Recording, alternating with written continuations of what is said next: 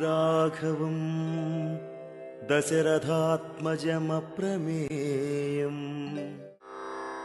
ధనదేన సమస్త్యాగే సత్యే ధర్మ ఇవాపరః తమేవం గుణసంపన్నం రామం సత్యపరాక్రమం.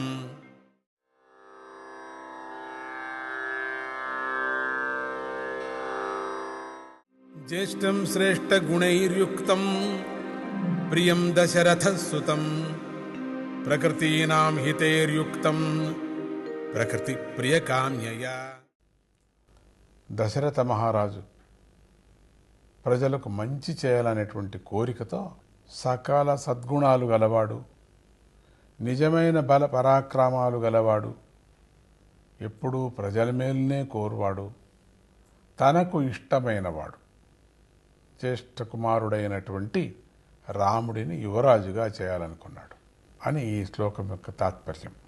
ఉద్యానవనంలోని పండ్ల చెట్లు, పూల చెట్లు, జనులు ఉపయోగించటానికి ఉపయోగపడే నిలిచి ఉన్నట్టుగా సుగుణాలన్నీ శ్రీరాముడితో స్థిరంగా నిలిచున్నాయి.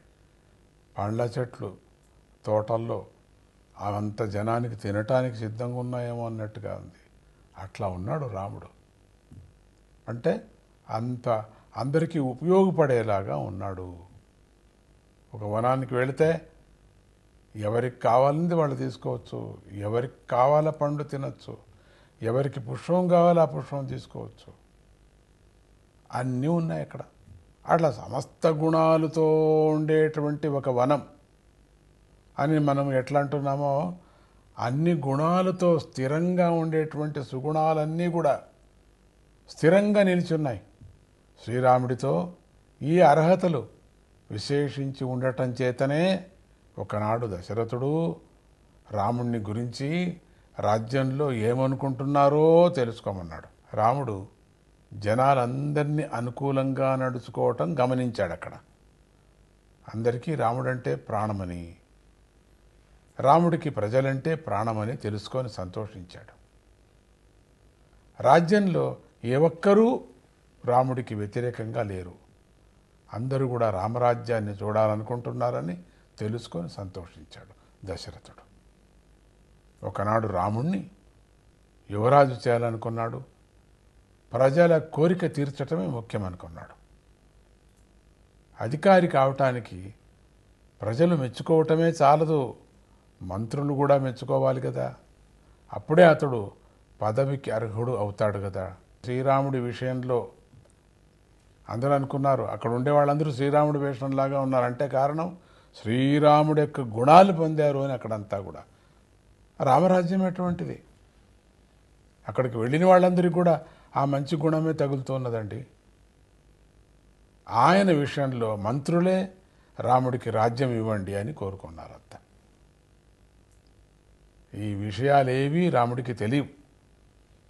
రాముడు రాజ్యం కావాలని కోరలేదు ఎప్పటికీ. అందుచేత రాజ్యం ఇచ్చినా ఇవ్వకపోయినా రాముడికి ఏమి చింతలేదండి, ఎలాంటి దుఃఖము లేదు. కోరిక ఉన్నవాడికే దుఃఖం కలుగుతుంది కదా, కోరిక లేనివాడికి దుఃఖమే లేదు కదా. దేని మీదనూ ఆశ లేని వాడికి అది తీరకపోతే దుఃఖమే లేదు కదా, అసలు దాని సంగతే పట్టించుకోరు కదా.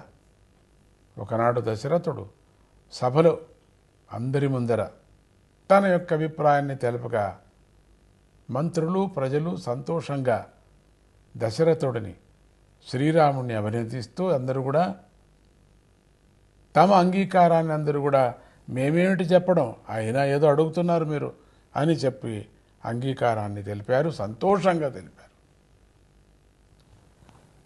సీతారామాభ్యాం నమః.